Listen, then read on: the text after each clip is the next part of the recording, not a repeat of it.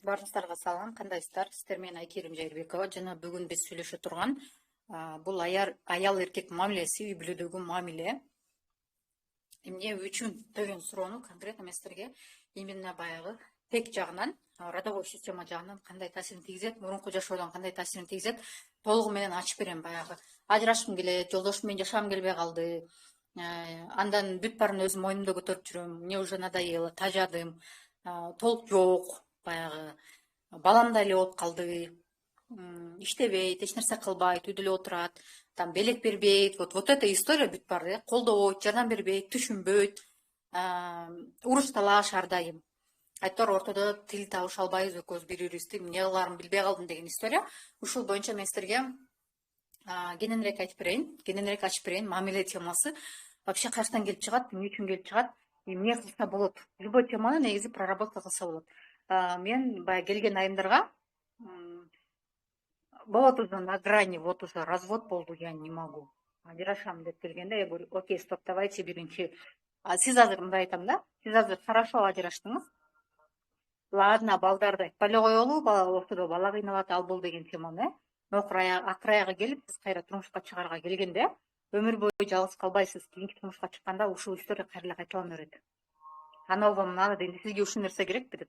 Анан экинчи нерсени айтам. Хорошо, сиз азыр ажыраштыңыз, эки жолго түштүңүз, допустим да, кызыңыз бар, уулуңуз бар, эртең эле чоңоюп, сиздин тагдырыңызды кайталайт. Ушул нерсени каалайсызбы? Кийинки ушул суроону берем да. Кому это надо, мисалычы, уже все на грани болбой калды дегенде дагы, любой историяда баягы үй бүлөнү сактап калса болот. Мурун, мисалы, 4 жыл мурун мен ушул билимди билгенде, ушул маалыматты билгенде, азыр ошол эжени до сих пор издей берем да, бир эже бар эле. Отношениясы аябай кыйын болчу. Болгон инструменттерди, ошол кезде билген инструменттерди колдонот элем, бирок отношениясын сактап кала алды, кала албады билбейм. Постоянно мындай напряжениеде жашайт эле да. Ал жагында любовницасы бар. Любовницасын эже билет. Жолдошу же ага кетип кала албайт, же аял менен кала албайт. Ушундай история болчу да, ушундай тирүүгөлүк болчу да. Ошол кезде азыркы билимим болгондо, же болбосо ал эжени таппай калдым, азыр ошол эже жазганда, ошол история до сих пор кайталанып аткан болсо, азыр түшүндүрүп берет элем деп ойлоном да ошол историянычы.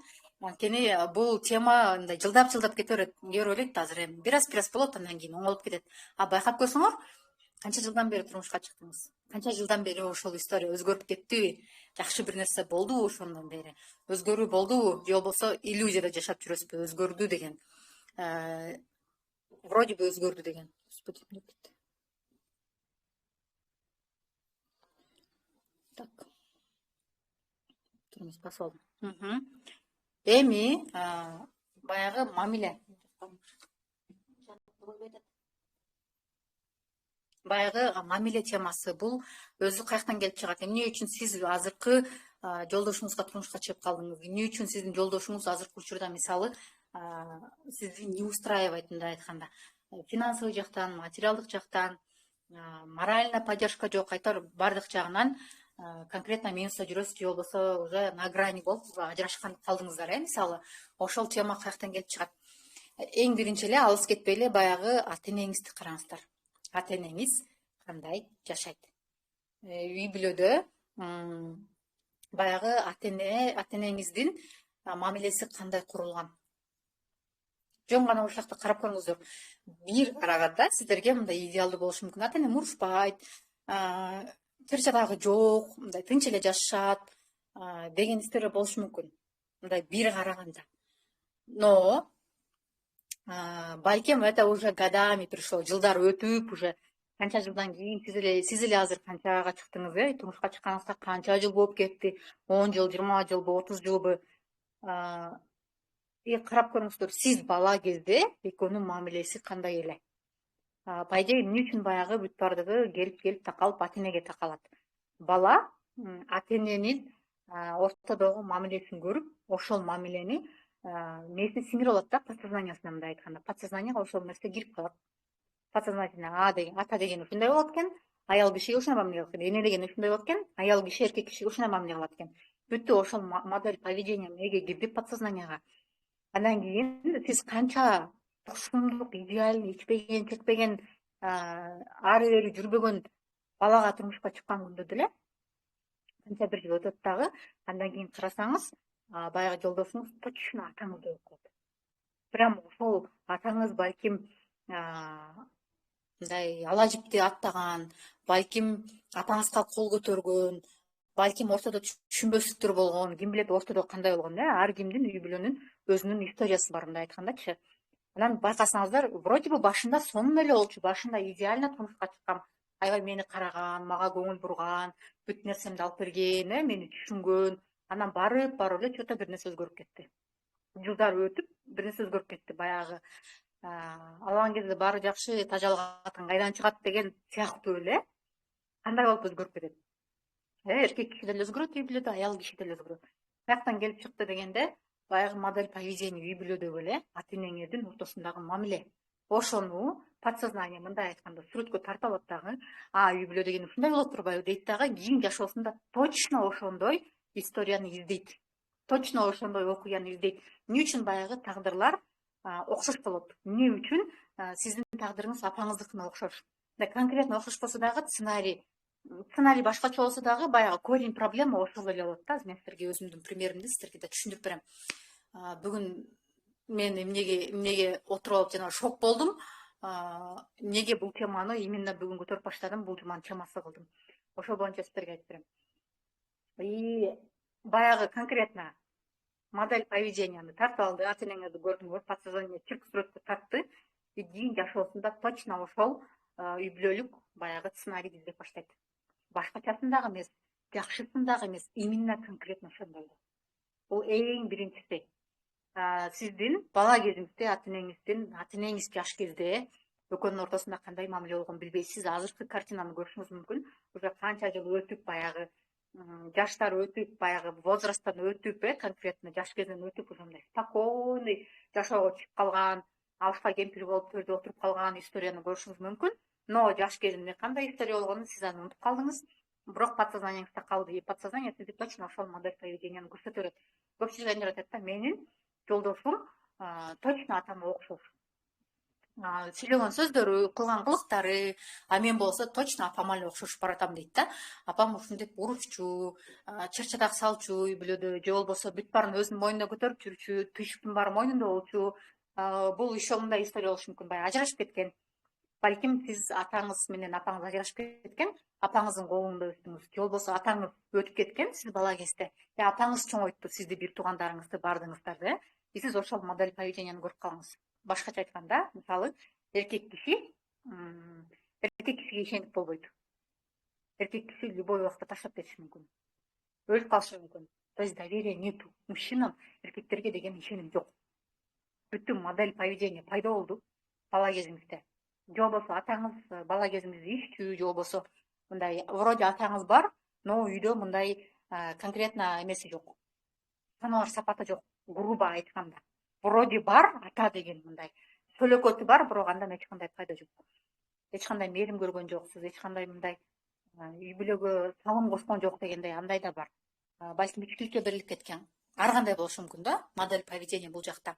Сиз азыр турмушка чыктыңыз, казалыспы, жолдошуңуз бар, баары жакшы, жашап атасыңар, жолдошуңуз сизди жакшы көрөт, бирок үй бүлөдө эмнегедир жооптурушуктун баары сизде. Финансылык, материалдык жооптурушуктун баары сизде. Балдарды мектепке жөнөтүш керек болсо, квартплата төлөш керек болсо, неважно, там кредит, ипотека бир нерсе келсе, сиз жүгүрөсүз, жолдошуңуз баш оорубайт ал нерсе менен. Үйгө продукты барбы жокпу, жолдошуңуздун башы оорубайт. Кимге окшош, кимге тааныш, сизге бир нерсе керек болсо, жолдошуңуздун башы оорубайт. Баягы белек бешкек дегенди айтпай эле коелу, гүл дегенди вообще эле унутуп койгула, жок ал нерсе. Үй бүлөдө ал тема жок. Вроде бы жолдошуңуз бар, бирок балким баягы тапкан акчасынын берекеси жок. Акча таап келет, бирок көзгө көрүнбөй жок болуп кетет. Же болбосо кирешеси аз, жетпейт. Вот элементарно бир үй бүлөгө жетпейт.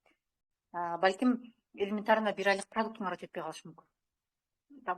Башкасын айтпай эле коелу, кийим кечек бар жогун айтпай эле коелу. Вроде бы иштеп атат, но толку от него никакого. Ооба, жолдошум деген аты бар, ооба, жашап атасыңар, все хорошо, но мындай үй бүлөдө береке жок. Келген акча кете берет, в никуда кете берет, испаряется. Сиз табасыз, то же самое, в никуда кете берет. Акчаңардын берекеси жок. Каяка кетип атканын билбейсиңер. либо ошончо расходторуңар көп, что башаягын таппай каласыңар. Вроде бы табам нормально, мына моякта 100 000 таап атам, расходуңар карасаң 120-150 000. И непонятно, как живете, да? То есть либо впритык. Вроде бы үй билесиңер. Но знаете, в чем прикол мындай айтканда? Үй бүлөдө эки адам болгондон кийин, күйөөсү аялы болгондон кийин, бирөөсү иштесе дагы, иштебесе дагы, үй бүлөдө болгондон кийин, аял киши иштейби, эркек киши иштейби, бул үй бүлөнүн акчасы. Сиз акча таап атсаңыз, вот мен акча таап атам, жолдошум отурат, жанакы таппайт, жукпайт дей бергениңиз менен ал экөөңөрдүн акчаңар деген сөз. И неважно үйдө, либо сиз үйдө отура турган болсоңуз, сиз акча таппасаңыз, жолдошуңуз акча таап келе турган болсо, бул экөөңөрдүн акчаңар.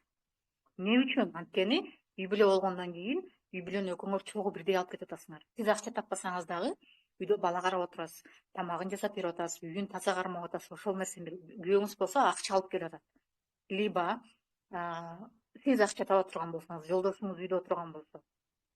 Эркек деген в любом случае мындай аял кишиден статусу өйдөрөөк турат да. Любой жакта. Как бы канчалык спорт этпейли, но в любом случае үй бүлөдө эркек деген эркек. Жалгыз бой, ажырашып кеткен, жолдошу өтүп кеткен аялдардын статусу башка болот. В любом случае. Айтылбаса дагы, билинбесе дагы, баары бир бар ошол нерсе. Анан күйөөсү бар аялдын статусу баары башка болот. В любом случае билинет. Канчалык монтип, ой жок андай эмес, бирдей дегени менен байкасаңыздар билинет. Бул жакта жалгыз бой энелер болсо, ажырашып кеткендер болсо, жазып коюңуздар. Вот как вы себя, вот кандай билинетсиздер үй бүлөдө. Бир туугандар арасында болот, кошуна арасында, айыл ичиндеби, тааныштар ичинде, неважно, все равно другой статус. И баары бир сиздин жолдошуңуздун деле үй бүлөгө кандайдыр бир салымы бар. И поэтому ал общий акча болот да. Неважно кимиңер таап атасыңар, неважно канча таап атасыңар, үй бүлөнүн акчасы. Жолдошум табат, мен табам деген менен ал үй бүлөнүн акчасы. Ошондо эң биринчи эле модель поведения, эң биринчи эле үй бүлөлүк отношенияны каяктан карайбыз? Ата энеден карайбыз. Ата эне кандай мамиледе болгон болсо, бизде дагы ошол мээге кирет дагы, бүттү. Кирди, биз ошону эле конкретно алып туруп өзүн жашап келе беребиз. Элементарный мисал. Жөнөкөй мисал ала турган болсок, мен вот жаңы турмушка чыккан мезгилден баштап ала турган болсом, мен мисалы атама 8 жаш менен калгам. И получается 7 жыл апам турмушка чыккан жок. Экинчи класста бүтүп калганда атам өтүп кеткен. Анан мындай болду. Мээмде калып калды. Эркек кишиге ишенип болбойт экен да. Эркек киши деген в любом случае бир күнү болсо бир күнү кетип калат экен да, өлүп калат экен да деген настолько мээге сиңип калган. На подсознательном уровне мен ал кезде 8-9 жашка чыга элекмин. Бирок ошол уже мээде бар. Ага чейин картинка була, ата эне экөө иштеп атат, экөө ара кетип калат андан кийин. Все, андан кийин ал модель кетти, атам өтүп кетти, и эркек кишиге ишенип болбойт. В любом случае бир күнү болсо бир күнү кетип калат. Значит, эмне кылыш керек? Значит, мен өзүм аракет кылышым керек. Я сама за себя должна постоять деген история келди. Все, ошол модель мээге кирип калды ошол подсознанияга. Турмушка чыктым. Турмушка чыкканга чейинки азыр эң кызык история, мен азыр ойлонуп отурсам, вот откуда пошло, ошолма жетти да. Турмушка чыкканга чейин жолдошум экөөбүз 2,5 жыл сүйлөштүк. 2,5 жыл ичинде Жанар экөөң жыргап эле жүрөсүң дейт эле да. Жыргап эле жүрөсүңөр. Айына 2-3 жолу келет эле. Иштейт эле да. Жолугабыз, стабильно кафеге барабыз, ал кезде фастфудтар болчу, бегемот популярный болчу. Киного барабыз, базарга барабыз. Айтор все мои хотелки, эмнени каалайм, ошол нерсенин баарын алып берет. Ал где-то кайсы жылдар болуп калды ошондо. 17, 18, апай 17, 18 деп жүрөм. 2012 ошол жылдарда каалаган нерсени алып берет. Абсолютно вообще отказ жок. Анан баягы сүйлөшүп жүргөн кезде 2,5 жыл. Ошондой сүйлөштүк. Кийимге чейин, косметикама чейин бар жогун алып берет эле. Үйлөндүк, үйлөнгөндөн кийин эле жолдошум которулуш керек болуп, которула албай калды, жумуштан чыгып калды, все үйдө отуруп калды. Мен боюмда бар, мектепте иштейм, зарплатам 6.000, анан 3.000 квартплатага бериш керек. 500 жолго 2,5 жашады, ал 2015-жыл болчу, 2015 үйлөнгөнбүз. Все, ошол моментте үйлөнөр замат жолдошум где-то максимум 1,5 ай иштеди, 1,5 ай, 2 ай экөөбүз эки башка жашадык. Ал Кара Балтанын заставасында жашады. Шаарга вообще которула албай койду. Казалось бы, Ну, котора албай койду, ийип турбай койду. Но сейчас я понимаю, что вот эта модель поведения ошондой эле башталган экен. Эркек бар, но от него толку никакого, өзүң аракет кылышың керек деген. Мен токсикоз менен, улуу кызым менен боюмда бар. Таң атпай мектепке кетем. Жашаганым церковь, келгеним Акынбаева, Малдыбаевадагы мектепке. И ошентип 7 айга чейин жолдошума вообще жумуш чыкпай койду, элестетиңиздер. Вот мен 7 айлык боюмда бар, мен декретке чыктым. Декретке чыккандан кийин анан жолдошум анан иштеп баштады. И так каждый раз, да? Мен жумушка чыгам, жолдошум иштей отуруп калат. Жолдошум иштейт, мен де жумушча отуруп калам. Ушул модель поведения бизде мына үйлөнгөнүбүзгө быйыл канча жыл болот дейт, может 8 жыл болдубу? Вот 7 жыл уланды. Элестетиңиздер, 7 жыл. Просто вроде бы жолдошум бар, вроде бы все хорошо, но толку от него никакого. Я не могла понять, откуда это. Может, мен аял катары баягы женская энергияны бербей там, балким там мотивация бербей там, аял киши деген женский жаным прокачанный болуш керек, мотивация бериши керек, анан эмне кылышы керек. Я только не делала. Мисалы психологияга келгенден баштап монтип казып баштадым да. Настолько ошончо ойлор кетет эле да, может, вот действительно менде женская энергия жетишпейт ушуга бере.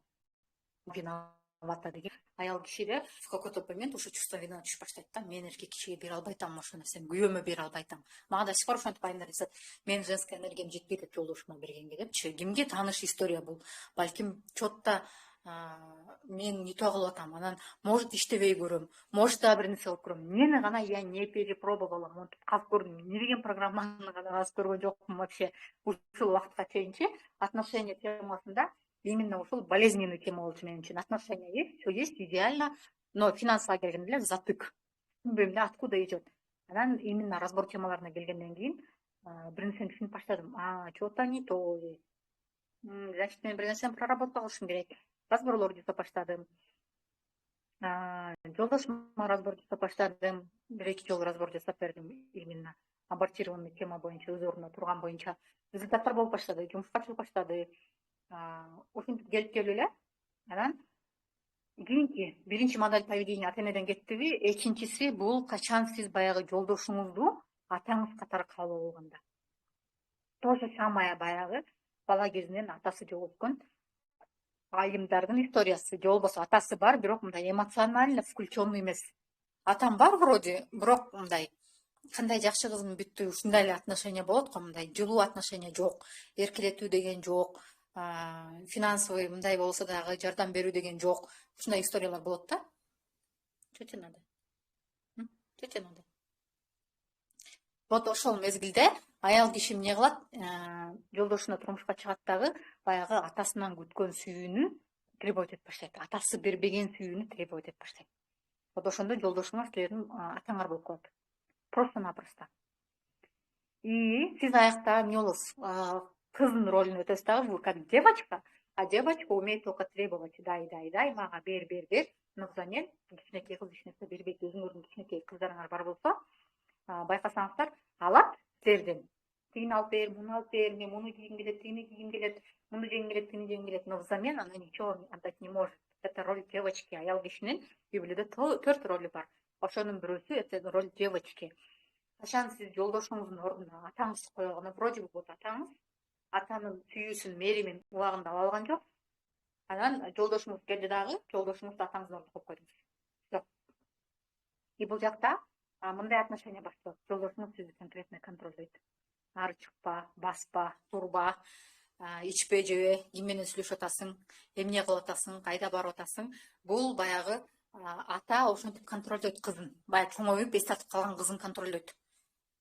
Башка балдардан коргойт, мындай айткандачы. Конкретный контроль ушул жактан башталат. И ошол модель поведения любой жактан жолдошуңардан коркосуңар. Уруксат сурай албайсыңар. Бир жака барганда обязательно жолдошуңардан уруксат сураш керек. Обязательно аны менен мындай бар го. Есть такое, да, ушундай үй бүлөдө болот. Бир аз кечиксеңер коркосуңар, я жолдошум эмне дейт. Көп нерсени жашырасыңар. То же самое из-за страха, коркуу сезиминен. И что-то тие болбой калды, бул болбой койду. Прям жолдошуңар эч нерсе деп албайт силерге. Но силер коркуп турасыңар. Откуда-то вот это появляется, и баягы сексуалдык жашооңор вообще на нет сходит. Ага деген влечение жоголот. Аны каалабай каласыңар, качып каласыңар. Ал үчүн жасанбайсыңар, кийинбейсиңер.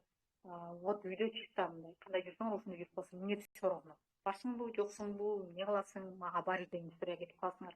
Эмне үчүн андай болот? Потому что бул уже инцест, мындай айтканда, кыз менен атасы бир төшөктө жатпайт деген сөз. Демек, сиз кыздын ордуна туруп калдыңар, жолдошуңарды атаңар кылып алдыңар. Ошол анан баягы атаңардан албаган сүйүүнү требовать этип баштайсыңар. Сен мага муну кылышың керек, муж мне должен деген история ушудан башталат. Жолдошум мага аны кылбайт, муну кылбайт, тинтпейт, мынтпейт, таарынасыңар жаш баладай. И ошого жараша жаш баладай жолдошуңар силерди урушат. И вы вот так получаете таким образом. Бул жакта бул ролдо адамдар жылдап жашай берет. Пока баягы мээсинде, өзүнүн образында баягы картинаны өзгөртмөйүнчө, атасынын сүйүүсүн конкретно алмайынча, 100% алмайынча, ал проекцияны жолдошуна кое берет. И менде ушул проекция бар экен эле. Мен атамды канча проработка кылдым. Вот атаман албаган сүйүүнү жолдошум фигурасын коюп коюптум да, все, мага бер. Давай. И ал болсо ал деген атамдын ордунда турат да, атам жок да. Ал тирүү адам, өлүп калган адамдан эч нерсе ала албайсың. Өлүп калган адам акча таппайт. Өлүп калган адамдын өзүнүн орду жок бул жашоодо уже. Аны эч ким көрбөйт, жумушка албайт. То есть реализация жок. И жолдошум да ошол история башталды. Экөөбүз кандай үйлөндүк, ошондой башталган чейин сонун эле иштечү, сонун эле акча тапчу. Мен турмушка чыктым, аны автоматически атамдын фигурасына койдум. Никелешкенден кийин, ЗАГСты алгандан кийинки история болуп атпайбы? Сүйлөшүп жүргөн кезде такого не было. Анткени мен законный женасы эмес болчумун, аял эмес болчумун. Андай фигура, андай нерсе жок болчу. Ошондон башталган история болду, элестетиңиздер. Просто-напросто мүмкүнчүлүктөрдү көрбөйт, жолдосу мындай өлгөн адам сыяктуу эле да. Таң кала берчүмүн да. Уктайт, күндө, не знаю, кечинде уктап турду, түштө кайра уктай берет да. Где-то түндө мисалы 10 саат уктаса, күндүз 5 саат, 15 сааты, 15-16 саат уйкуга кетет. Элестетиңиздер. Анан жиним келе берчү да, кечке уктай бересиңби, бир нерсе кылбайсыңбы, кыймылдабайсыңбы, иштебейсиңби? А это не работает, ал нерсе иштебейт. Канча урушасың, согушасың, алдайсың, это не работает. Мотивация бересиңби, женский энергияңды прокачка кыласыңбы, пока ошол жолдошуңан өзүңдүн атаңдын проекциясын алып, аны эки фигураны өзүнчө бөлмөйүнчө, вот это дальше будет проявляться. Кийинки история. Качан кийинкиси бул качан баягы жолдошуңуздун проекциясына апаңызды киргизип койгондо. Апаңызды киргизип койгон дегенде то же самое, апаңыздан мээрим, сүйүүнү албаганда, көбүнчө мамиле үчүн, эгерде жолдошуңуз менен мамилең болбой атса, демек апаңыз менен мамилеңиз начар деген история бар да. Мен өтө көп разбор кылдым бул темада. И получается, сиз вроде бы урушуп атасыз, жолдошуңуз айтып атасыз, претензиянын баарын коюп атасыз, сен андайсың, сен мындай да.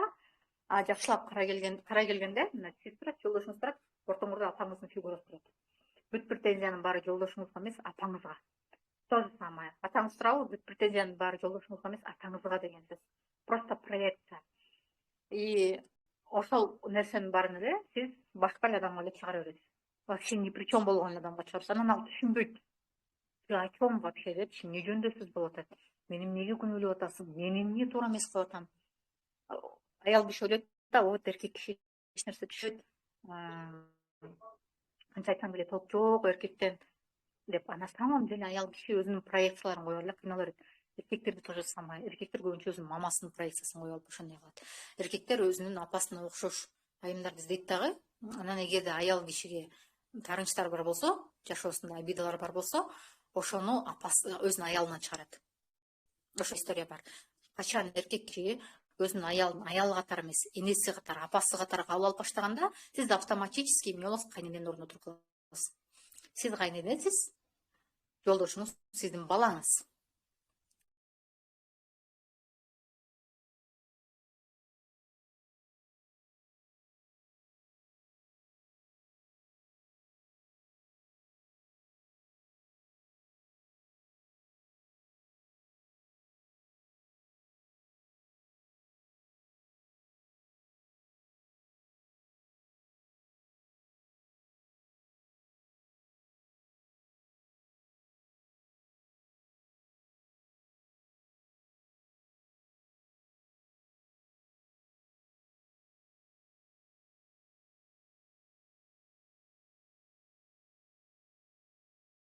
Так, Wi-Fi жок болуп кетип атат. Эми интернет менен отуруп көрөлү. Кийинки история. Сиз жолдошуңузга апа болуп аласыз дагы, жолдошуңуз сиздин балаңыз болуп калат. Вот просто такое тоже бывает. И сиз андан канча требовать эткен сайын, канча сураган сайын, это как өзүңүздүн балаңыздан требовать эткен сыяктуу эле да. Сен мени багышың керек, сен мага беришиң керек, сен мени обеспечивать этишиң керек. А балаңыз вам ничего не должен. Анан жолдошуңуз возникать этип баштайт. Эмнеге мен сага кылышым керек? Депчи, аял киши эмес, сиз уже автоматически кыйындын ордунда туруп калганда. Бул жолдошуңуздун да проекциясы болушу мүмкүн. Баягы өзүнүн апасына тааныштары бар, претензиялары бар. И аны апасынан чыгара албайт дагы, сизди как уже аял киши, женский род дейт дагы, все. Аялдын баары ушундайсыңар, аял кишилер тигиндейсиңер, мындайсыңар. Балким өзүнүн үй бүлөсүндө апасы изменять эткен болушу мүмкүн, же болбосо атасы менен ажырашып кетип башка турмушка чыккан болушу мүмкүн, и ошондо обидасы калып калышы мүмкүн. Ар кандай история болушу мүмкүн. И либо аркы роддо, азыр алга да келебиз, мындай жакын эле жерин айта турган болсок, анан эркек киши баштайт да. Вот, аялдар баары ушундайсыңар, силерге ишенип болбойт, силерге только акча керек, силер андайсыңар, мындайсыңар, башталат ушул тема.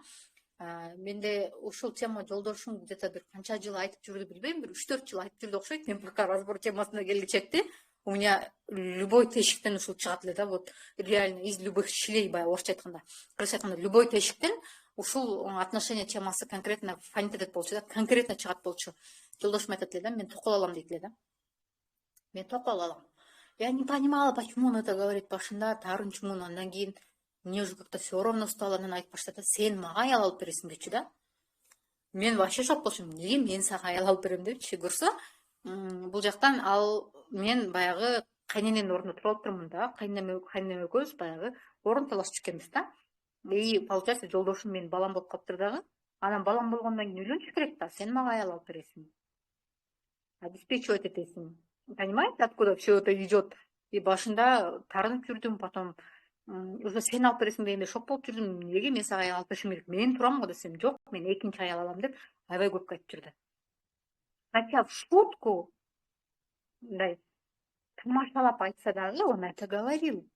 Сөз чыгат болчу, ошол сөз оозунан чыгат болчу. Анан шок болосуң да, о чем это вообще депчи. Анан кечээ курбу кызым келип айтып калды, сен экинчи аял алам дечү элең го дегенде эстеп кеттим да. Тадырышкам келет, мисалы, жакшы тааныштарым келет, мону экинчи аял кылып ала албаймынбы дей эле берчү да. Анан мен таң кала берчүмүн, вообще нормальный депчи. Тамашалап айтат всегда, но всегда обидно же аял кишиге.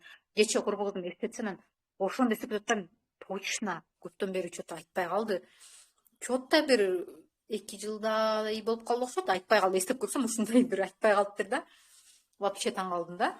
Вот качан сиз өзүңүздүн жолдошуңузга апа болуп алганда, это тоже происходит. Бул дагы болот, элестетиңиздер, это тоже есть. И качан сиз жолдошуңузга апа болуп алганда, бул жакта любовница да пайда болушу мүмкүн. Любовный треугольник.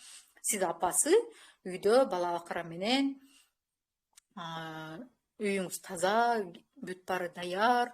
А любовница — это любовница. Вот любовный треугольник вот ушул историядан келип чыгат.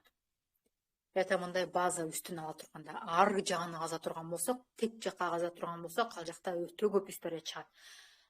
Биз азыр Telegram каналда мен сиздерге бере турган проработкалар бир гана баягы ата эне темасы эмес, биз дальше кетебиз. Ошондо кимдики кайсы откликается, азыр мен силерге айтып берип аткан теманын баарын мен азыр өзүм проработка кылып чыктым. Я настолько начала прорабатывать, и сейчас я вам такое рассказываю, что вообще шок болосуңар. Мен эртең менен Чынаржеге у меня сейчас просто пойдут маты дедим, да, бияктан сөгүнбөсөм, по-другому описать не могу, деп эртең менен просто вот так чик ко мне приходит, и я в шоке сижу, да. Капец, что это было, деп. Андан кийин Чынаржеге жазсам, у меня говорит, у меня тоже эта история. Группага жазсам, у нас тоже эта история. У кого фонит вот эта история десемчи. Анан бардым дагы 3 саат уктадым. Күнүгө мен обычно я так не сплю. Это такая история. Ладно, бул историяны прямо мындай ачыкка чыгаргым келбейт. Жабык Telegram каналга я расскажу.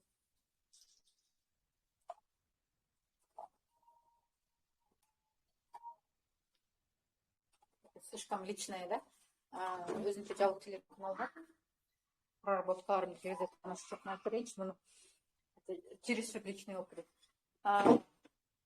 Кийинки родовой центрге барганда ушул эле история балким сиздин ата энеңизде болбошу мүмкүн. Балким сиздин ата энеңизде все хорошо, все идеально, действительно мындай сонун үй бүлө болушу мүмкүн да, ата энеңизчи урушпай, талашпай, бири бирин жакшы көрүп үйлөнгөн, канча жылдан бери жакшы жашаган. Бирок сиздин кекте ошол историялар болушу мүмкүн. Жолдошуңуз жактан болот, өзүңүз жактан, апа тек жагынан, ата тек жагынан историялар баягы фоном кайра чыга берет да. Мисалы, любовница темасы дей турган болсок, может быть, в роду было, у кого была любовница. Вы этого не знаете, но в роду это было. Ушундай история. Чоң атамдын атасынын историясы менин байкем кайталап атат да. Мисалы, получается, өзүнүн чоң атасы кайталан эркек киши, не только аял киши кайталайт, баягы родовой программаларды эркек кишилер да кайталайт.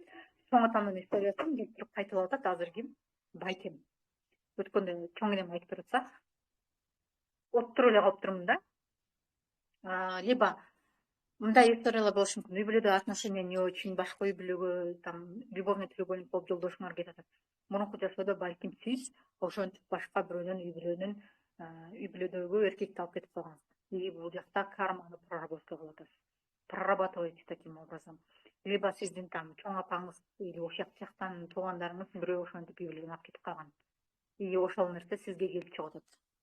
Это повторяется судьба, кайталанган тагдыр болуп атат. Финансовое обеспечение жагына келе турган болсо, балким сиз ошо фигура атаңызды коюп алдыңыз, либо апаңызды коюп алдыңыз, либо в роду была такая история. Бул ата эне, бул эң биринчи ступень да, бул биринчи эле кадам. Модель поведения ата эне үй бүлө ошол жактан башталат, а потом дальше кете бергенде ар жагы вообще интересно да. Ар бир адамдын историясын угуп отурсаңар, прям сериал тартса болот да. Вот сериал можно снимать. Санта-Барбара бер жакта эс алат да, потому что канча деген адам бар, канча деген разный, ар кандай түрлүү тагдырлар бар. И что самое интересное, бир жагынан кызык, бир жагынан печальный мындай кайгылуусу, бул кайталана берет. Бул пока ачыкка чыгып, чындыкка чыгарып баарын мындай ордоруна коймоюнча кайталана берген история. Сиздин кыздарыңыз да, балдарыңыз да небере чөбүрөдө кете берген история. Сизде кайталанат. Ал ата энеңизде болбосо сиздин чоң тайне, чоң энелерде болгон история деген сөз. Деген история да. И буларды проработка кылса болот. Проработка именно в каком плане, чтобы ошол сиздин өзүңүздүн жашооңузга таасирин тийгизген токтотуш үчүн. Сиздин жашооңузга таасирин тийгизбей калдыбы? Ал фоново баягы родовой историяны проработка кылдыңызбы? Мен азыр тегимдеги ушундай болуп туруп ошолорду проработка кылчулайын эмес, мен өзүмдүн жашоом үчүн, өзүм үчүн проработка кылайын. И автоматически сиз өзүңүздүн тегиңизде проработка келет, ал фоново кеткенден кийин ал кайталанбайт деген история. Просто нужно найти причину, откуда все это идет и к чему это приводит. Но көпчүлүк сценарий эң базовый ушундан башталат, ата энеден башталат. Жолдошуңарды өзүнчө фигура кылып коюш керек. Амир, үйлөбөй турчу, папка алып кетчи. Униси бар. Фоново. И биринчи ата эненин фигурасынан чыгарып алабыз. Жолдошуңарды өзүнчө көрүшүңөр керек. Баягы раздражение, көргөн сайын тилиңер келип, нервиңер кашайып, прям видеть не могу, слушать не могу, уже жашай албайм, ради детей остаюсь деген история болса, скорее всего, у вас именно ошол отношение сиздин ата энеңизге ушунчалык көп претензияңыз бар, ушунча көп обидаңыз бар, что просто невозможно анан жолдошуңуз ошону сизге көрсөтүп атат да, конкретно фонит. Ал жакта идеальный, значит, родко барабыз, ал жагы мурунку жашооңузду проработка кылабыз, родовой темаларды проработка кылабыз, и ошол жактан чыгат. И көпчүлүк учурда мындай карма деген нерсе бар. Мисалы, мындай эле, жөнөкөй эле мисалы, оюма биринчи келген мисал сиздерге айтып берейин. Жолдошуңуз канча жылдан бери үйдө турат, сиз финансовый жактан аны камсыз кыласыз дейли. Вот в прямом смысле этого слова мага ушундай нерсе. Жолдошум үйдө турат, бүт баары менин моюмда, зачем мне такой муж деген история бар да. Может быть, сиз мурунку жашооңузда ошол жолдошуңузду өлтүрүп койгонсуз. Либо ошол жолдошуңуз, сиздин жолдошуңуз болбосо дагы, мурунку жашоодо ошондой мурунку жашоодо балким жолдошуңуз болсо өлтүрүп койгонсуз, ошон үчүн мында обеспечиваете, либо мурунку жашоодо ал балким башка бир үй бүлөнүн эле күйөөсү эркек болгон, башка бир үй бүлөнү баккан өзүнө, и ал үй бүлөнү сиз атасын өлтүрүп койдуңуз, и в этой жизни обеспечиваете. Мен силерге кеткиле дедим. И вы обеспечиваете. И бул теманын бардыгын мындай ойлонуп отурсаң эмне жетпейт да ал нерсегечи. Биздин азыркы жашоодо аны ойлоп таба албайсың. Откуда это идет, түшүнбөйсүң деген история да. Просто так возьмем. Баягы өтүп кеткен адамдардын тагдырында либо сиз жүрөсүз, либо ал адам жүрөт дегенде, мисалы азыр именно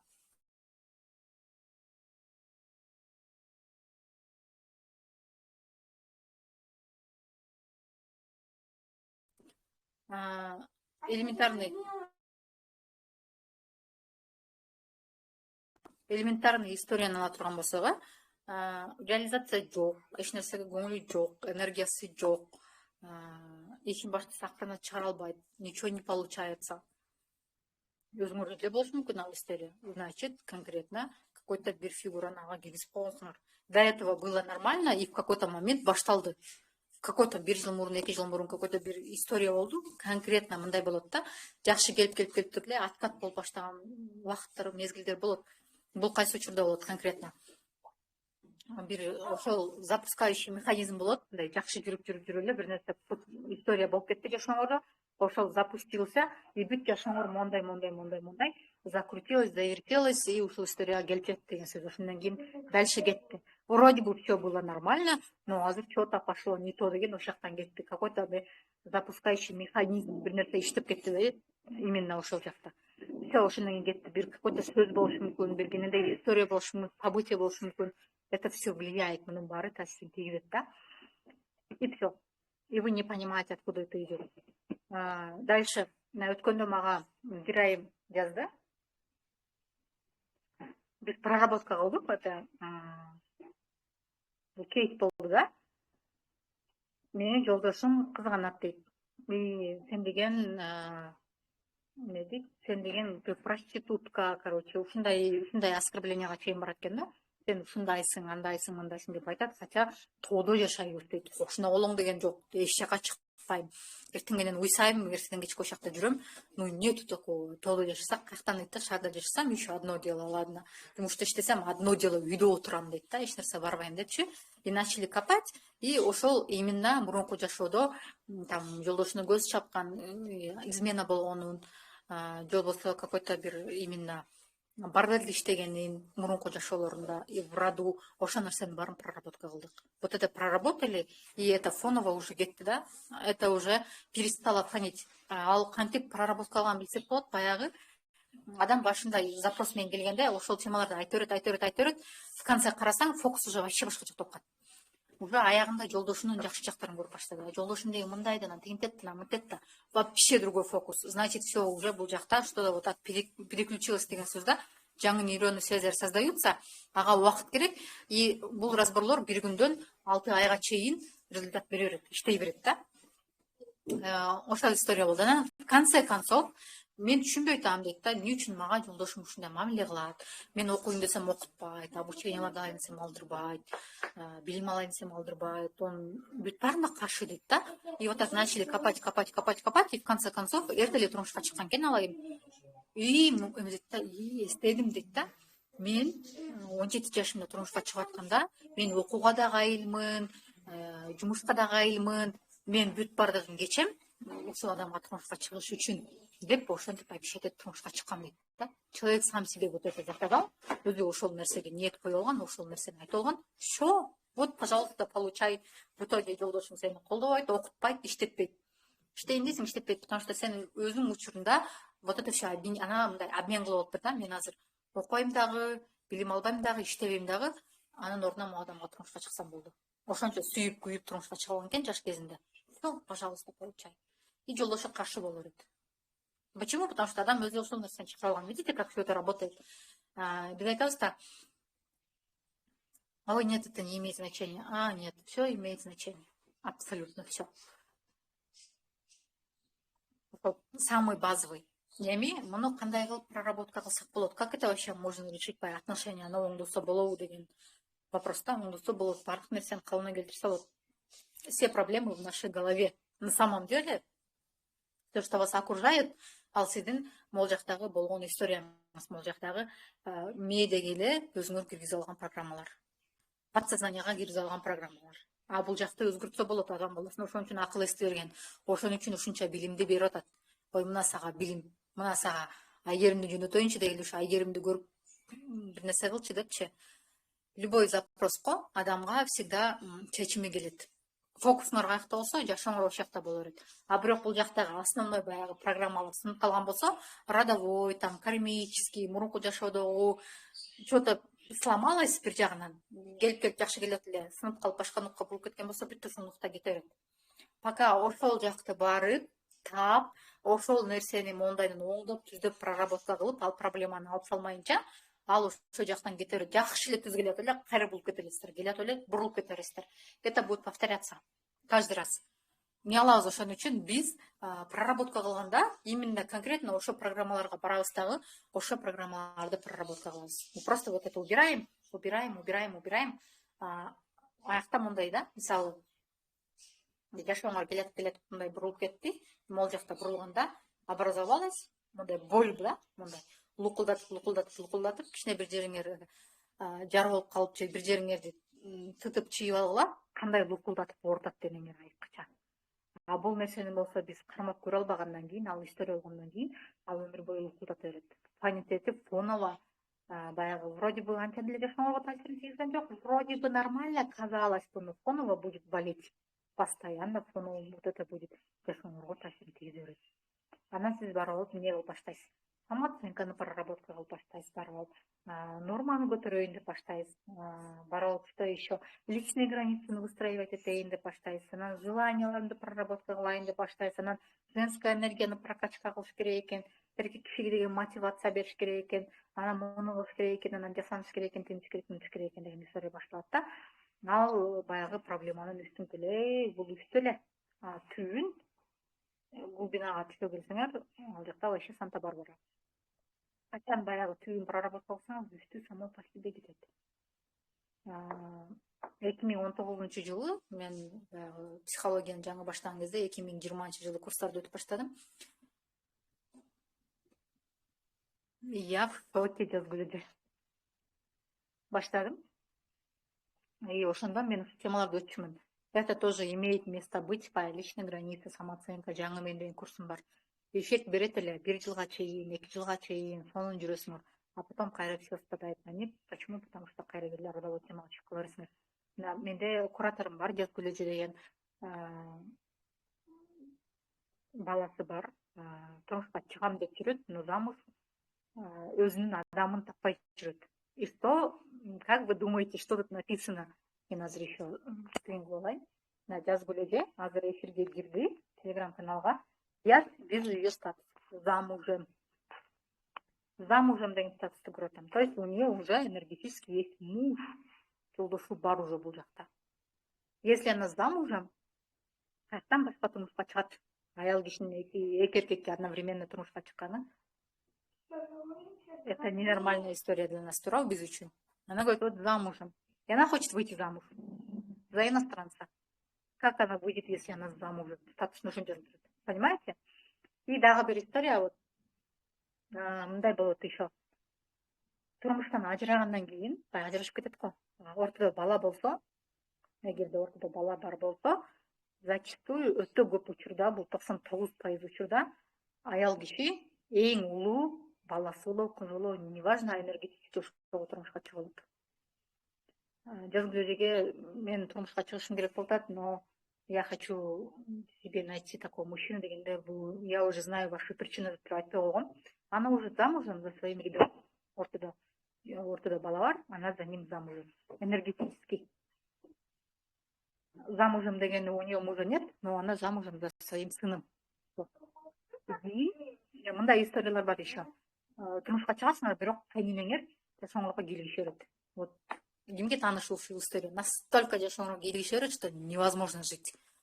силерге жаңы бир нерсе алып берсе дагы, бир жака барсаңар дагы, эмне болсо дагы кийлигише берет. Эмне кылдың? Эмне ата-анасы берет соперничество. То же самое, баягы аял киши жолдошу, жылдар өтүп баягы жолдошу каза болот, өтүп кетет, же болбосо ажырашып кетет, андай иштер болот да. Ошондо кичүү баласына, улуу баласына, көбүнчө улуу балдар страдать этет, анан кичүүлөр страдать этет. Ошого турмушка чыга алат энергетически, замужем, все. Анан аял келдиби, анан токол катары воспринимать этип баштайт. Мен бул баламды, мен аялы менмин, анан сен токолсуң. Анан мен экөөңдү кызганам, акырынчы балам. Мен кызыганам, экөөңөргө жашоо бербейм, экөөңөрдү жашатпайм. Любой жагыңарга меңерге кийлигише берем, спальниңарды такылдатпай ачып кирип бара берем. Кийимиңерди текшере берем, карай берем. Личный граница деген болбойт. Личный граница ошо каяктан келип чыгып атат. Личный граница монтип устраивать эткенден көрө лучше там проработать, кайнененин ордуна коюп койгула. Апа, сиз менин жолдошумдун баласы болосуз, мен аялы боломун деп. Вот ошондо правильно болот. Либо ажырашып кеткен болсоңор, жолдошуңуз өтүп кеткен болсо, улуу балаңарды, либо кичүү балаңарды, смотря кимде кандай, күйөөңөр кылып аласыңар. Вот это фигура мужа, все. Ты мне должен, ты мне должна. Кыз болсо дагы не важно. Кыз болгондо дагы бул история болот. Поверьте мне, вот жакында эле, кечээ мурда мындай консультация болду. Турмушка чыккан экинчи жолу, кызым бар. Мурун кызым мага белектерди берет эле, калаган нерсени постоянно берип турат эле. Жолдошум, экинчи турмушка чыккан жолдошум дагы белектерди берип турат эле. Азыр экөө тең мага белек бербей калды. Азыр баягы өгөй атасы менен кызым экөө тил табыша албай атат, урушуп атат. Анан кызым мага көп претензия коюп баштады. Сен менен сүйлөшпөйм деп баштады, претензия коюп баштады дедим да. Я говорю, мен айткан жокмун, каково это, о чем эта история депчи. Азыр мына могу телеграм-каналдагы проработкага кошулду уже алайын. Анан уже замужем, баягы биринчи улуу кызында баягы күйөөсүнүн проекциясы турат. Биринчи күйөөсүнүн проекциясы турат. Ал биринчи күйөөсүнүн ошо кызына киргизип койгон проекцияны. 2 в 1 болгондо, и все, ошого требует ала берет. Анан балаңар бар, бирок турмушка чыга албай жүргөн болсоңор ошол история. Бала бар, бирок турмушка чыктыңар, бирок баягы өгөй ата менен балдарыңар тил табыша албай урушуп аткан болсо ошол история. Баягы балдарыңардан көп нерсе требовать эте турган болсоңор, бер, сен мага беришиң керек, кылышың керек, сен милдеттүүсүң деген история болсо, это тоже история. Энергетически турмушка чыга алгансыңар деген сөз өзүңөрдүн балдарыңарга. Энергетически, не в прямом смысле. Это тоже имеет место быть. Бул дагы бар история. И таким образом анан удивляетесь. Эмне үчүн мен до сих пор турмушка чыга албай жүрөм? Эмне үчүн мындай, эмне үчүн тиңдей? Либо ажырашып кеткенсиңер, баягы турмушуңардан, бирок ошо боюнча турмушка чыга албай жүрөсүңөр. Элементарно. Не можете выйти замуж, анан баягы күйөөңөргө өтө көп претензияңар бар. Вроде бы официально ажырашкансыңар, дин жагынан ажырашкансыңар, но энергетически ажырашкан эмессиңер. Вы замужем, до сих пор баягы мужуңар стоит, фонит, анан жаңы отношения кура албайсыңар. Все. Вот так и получается. И ушундай жашоо боло берет. Либо турмушка чыксаңар дагы экинчи күйөөңөр менен тил табыша албайсыңар, кабыл албайсыңар, ызылдашасыңар, ал бул, потому что энергетически биринчи күйөөңөр турат. Но өтө көп учурда это всегда биринчи бала страдать этет да. Менде дагы бир ушундай история бар. Ажырашып кеткен, эң улуу кыздын күйөөсү кылып алган. Бир нерсе болсо оплати, ссылкасын жөнөтүп коет, мону алып бер, мону төлөп бер. Ана оплачивает, иштейт да. Оплачивает, төлөп берет. Турмушка чыкты. Турмушка кандай чыкты? Ана мисалы 8ден 5ке чейин иштейт мектепте. Мектептен 8ден 5ке чейин иштейт жумушта. Жумушта экенде кызы менен сүйлөшөт. Үйгө барганда, баягы уже жаңы күйөөсү бар да, барганда сүйлөшпөйт. Анын көзүнчө мен сени сүйлөшпөйм. Это о чем говорит? Значит, она замужем. Баягы биринчи күйөөсүнүн фигурасын кызына коюп койгондагы и соперничество автоматически. И тиги өгөй атасы дагы кызың тигиндей, кызың мындай, турмушка бер, ант, минт, мээсин капать этип баштайт. Вот реально жашоодогу эле историяны айтып берет сиздерге. Мээсин капать этип баштайт. И баягы эне эмне болот? Чайналат. Тиги кызына тарта албайт, тиги күйөөсүнө тарта албайт. И она не понимает, о чем речь. Мен биринчи укканда, эмне болуп сүйлөшүп атасың десем, жок, саат 5тен кийин ага жазбайм, андан кийин сүйлөшпөйбүз. Видеозвонок менен дагы, телефон, WhatsApp, даже WhatsApp менен сүйлөшпөйбүз деди да. Просто переписка менен сүйлөшпөйбүз. Эмнеге десем, не знаю, үйгө баргандан кийин күйөөсү менен болот экен, ошон үчүн сүйлөшпөдү деп. И да меня дошло. Господи, ты замужем, сени мамаң биринчи күйөөң өзүнүн күйөөсүнүн фигурасына койгон турбайбы. Вот и у вас соперничество. И девочка не в отношениях, она мамасы турмушка чыктайт, а турмушка чыга албайт. Почему? Потому что она вместо мужа стоит. Күйөөсү болуп турат, апасынын каяктан турмушка чыгат. Откуда там отношения? Нету там отношений. Понимаете, как все это мондай, завертелось, закрутилось, и то какая каша происходит вообще в отношениях. А потом люди удивляются, а почему это нет, а почему то нет. Каза келсең, очень много интересных историй. И бул информацияны еще кабыл алган адам кабыл алат. Буга еще мындай эме кыршаң тайып кетпегидей мындай нормально турушуң керек да, на ногах, потому что учуруп кетиши мүмкүн информациядан, крышу снесет. Не всем это заходит, это тоже нормально. Чалкасынан кеткендер бар. Ты что, вообще нормально? Дегендер да бар. И это тоже нормально. Потому что крыша должна быть прибита мындай айткандачы. И бул теманын бардыгын на всех уровнях проработка кылса болот. Абсолютно можно. Отношения темасында мен мурун проработка кылчумун апа менен и ата менен. Анан родовой историядан кайталанган тагдырлар аябай көп чыкты. Родовой историяны проработка кылганда. Баягы ата энени биринчи мээде бизде идеальный картина түзүлүшү керек.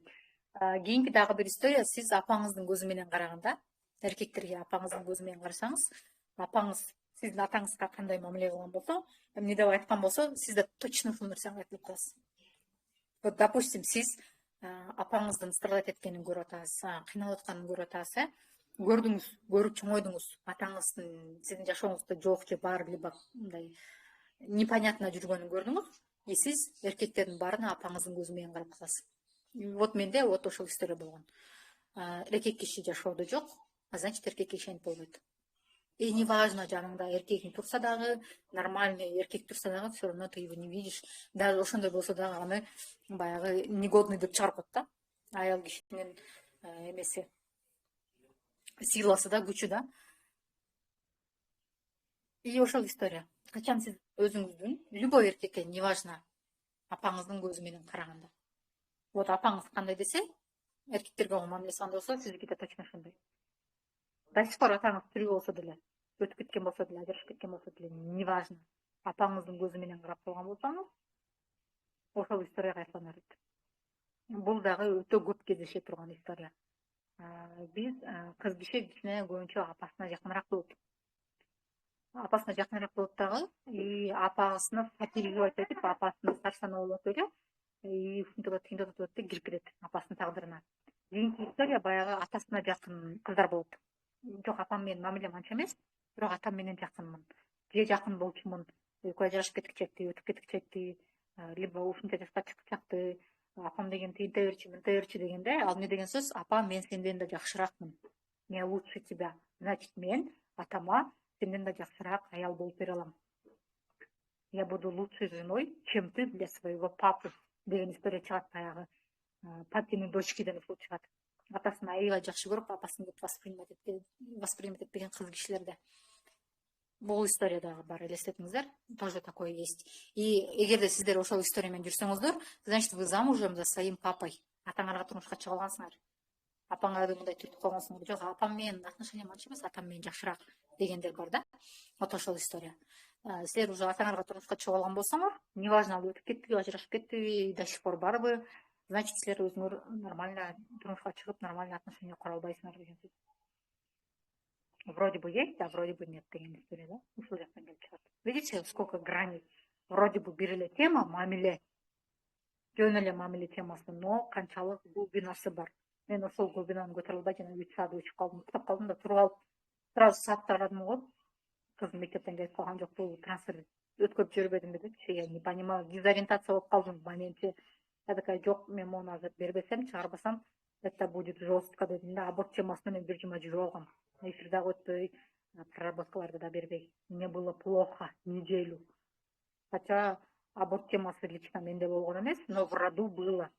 Кетте болгон экен, болгондо дагы чарчап калган балдар, выкидыш болгондор, аборт болгондор, жолдошум жактан, мен чоң энем жактан, кайдан жактан билбей калдым, болгон экен. Ошонун бардыгын, пока я по местам не расставила, меня неделю стырило.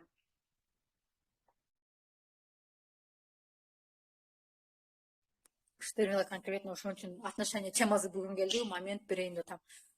Момент мындай проработка кылбаса, и если азыр сиз ушул сөздөрдү угуп атканда какой-то реакция болгон болсо денеңерде, башыңар ооруп чыгышы мүмкүн, куткуңар келет, жүрөгүңөр айланат, ичиңер ооруйт, маткаңар оорушу мүмкүн. Это все откликается, это все ваша тема деген сөз, сиздин темаңыз деген сөз. Бул жакта проработканын эки жолу бар. Двумя путями можно проработать. Даже үч жолу бар, үч жолун айтып берейин. Биринчиси бул жеке разбор. Жеке разбор именно отношения темасына, любой запрос менен келсеңиздер болот на отношения. В основном бул жактан апотекти проработка кылабыз, апотектеги кайталанган тагдырлардын баарын алабыз, у всех окшош келген тагдырларды ошолорду алабыз. Экинчиси ал 7000 сом турат апотек разбору, ошо отношения темасына келсеңиздер. Экинчиси бул 24 сааттык онлайн разбор.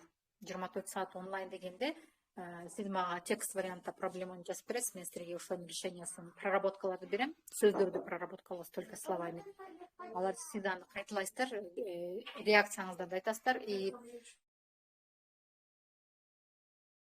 ошондой темада проработка кылабыз. Ал 24 саат онлайн разбордун баасы 10 000 сом турат. 24 саат ичинде конкретный теманы проработка кылсак болот. В принципе, апотек разбордон анча чоң айырмасы жок. Азыр апотек разборуна мен берки сөздөрдү дагы кошуп калдым, кошуп проработка кылып калдым. Поэтому экөө бирдей. Анан эң акыркысы, разборлорго мүмкүнчүлүгүм жок, шартым жок, бирок отношения темасын проработкадан башташым керек, с чего-то надо начинать.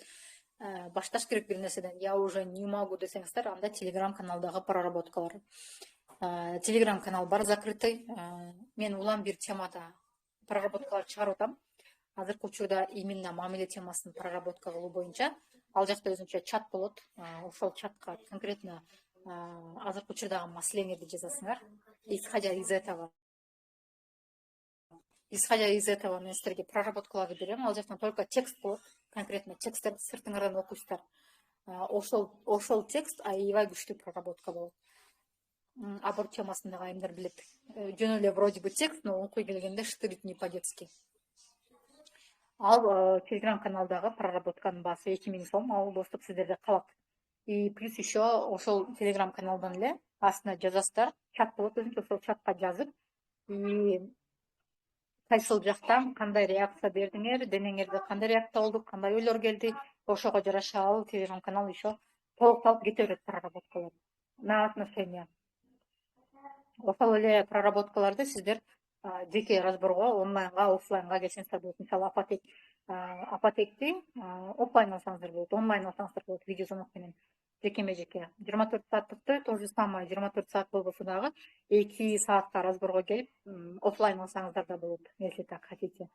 Либо ошону видеозвонок менен алсаңыздар болот, 10 000 жеке, либо 24 саат алсаңыздар болот, вообще без разницы. Либо телеграм-канал. Любой, азыр мен силерге могул жакта айтып берген историянын бардыгын абсолютно проработка кылабыз. Анткени бирөөндө болбосо бирөөндө ошол история чыга берет. Биринчи баштайбыз активный темасынан, потом кетебиз родовой темага, баягы текте болгон, мурунку жашоодо болгон нерсе кетебиз. Что выходит? В основном азыр ушул 3 слой. Именно отношения темасында ушул 3 слой көп чыгат. Ата энеден кеткен тема кетет. Родовой полностью текте болгон, анан мурунку жашоодо болгон. Слойлор аябай көп чыгат. Вот ошол нерсенин бардыгын отүдө проработка кылабыз. Любой жагын тандап, любой запрос менен отношенияга, что хотите, замуж хочу, мисалы, турмушка чыккым келет. Же болбосо жолдош менен отношениямды оңдогум келет. Конкретно я хочу вот такие-то отношения. Жолдошуман мондай нерсени каалайм. И если у вас кийинки нерсе, жолдошуңардан требовать этсеңер, мени жолдошума обеспечивать этиш керек. Мага муну алып бериш керек, тигини алып бериш керек деген болсоңор, автоматически ал уже сиздин либо атаңыздын, либо апаңыздын ордунда турат. Требуйте от него. Он мне должен. Либо жолдошуңар эч нерсе кылбай силер аны обеспечивать этип аткан болсоңор, демек сиз кайнененин ордунда турасыз. Как мама вы его обеспечиваете. Өзүңөргө уже мындай эме кылсаңар дейт да, ориентир алсаңар болот да, кайсы ролдо турам дегенчи. Это самый базовый алмашып калган ролдор. Ушундан башталат. И все. По факту никто никому ничего не должен. Отношениядагы все обоюдно болот. Из большого желания болот. Не из состояния должен. Вот отсюда идет. Ошо кимде суроо болсо, бул видеонун астына жазсаңыздар болот, мага личкага жазыңыздар, WhatsAppка жазыңыздар, Instagramга, кайсы жактан болсо дагы жазсаңыздар болот. Бардыгыңыздарга жеке мен өзүм жооп берем. Бардык суроолоруңуздарга. Өзүңөрдүн конкретно историяңарды аудиону укпайм, сразу эле айтайын, потому что аудиодо өтө көп адам болот, анан мондай том историялар келет, анан бардыгын угуп отура албайм.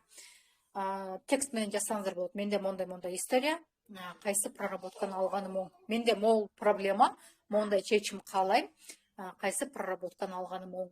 Если вообще жеке разборго мүмкүн, мен именно Telegram каналдагы разборлорду эмне үчүн ачып койдум, эмне үчүн ошолорду кылып атам, баягы жеке разборго 7.000 10.000 келгенге мүмкүнчүлүк жок болуп атса, вот ошондон баштасаңар болот деген сөз да, самый базовый. Но ошо менен проработка кылса болот, в принципе. Отношения темасын ошо проработка менен деле жапса болот. Просто бул жактан адамдар көпчүлүгү мындай жеке көргүм келет, жеке сүйлөшкүм келет, каалашымча суроо бергим келет, каалашымча суроолорума жооп алгым келет, сен менен мындай жекеме отуруп сүйлөшкүм келет деген үчүн келишет да жеке разборлорго. В принципе, айырмасы ошондо. И плюс еще баягы Telegram каналда разборду өзүңөр любое время кыласыңар, и в любое время кайтарым байланыш бар. Ал жактан деле мен кайтарым байланыш берип турам. Болгон ал жакта аудио формат жок, видео формат жок, только текстовый формат. И все. Айырмасы ошол. Ошо баарыңыздарга чоң рахмат. Мен эфирди сактап коеюн азыр. 1 саат болуп кетиптир.